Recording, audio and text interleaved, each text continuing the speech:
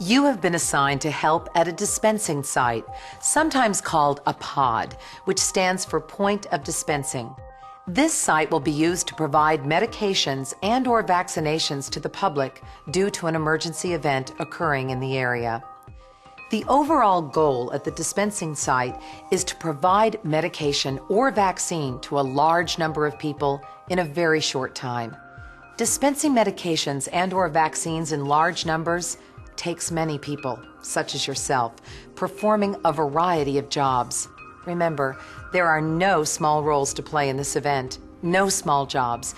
It takes everyone doing their assigned jobs to protect the public during this emergency.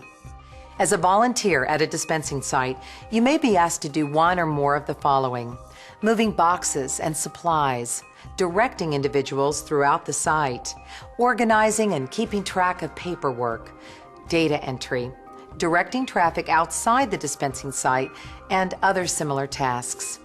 If you're asked to do something you're uncomfortable with, or if you're asked to do something that you do not think that you're able to do, please speak to your supervisor right away.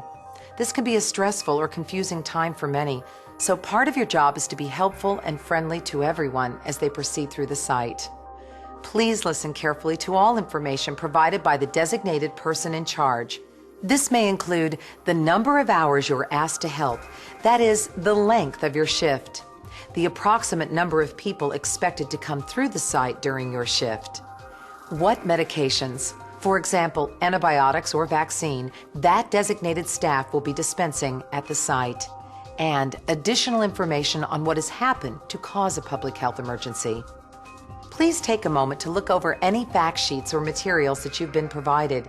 This information will give you an understanding of the agent or disease that is causing the event occurring in our community. If you have any questions, please ask your just-in-time trainer now.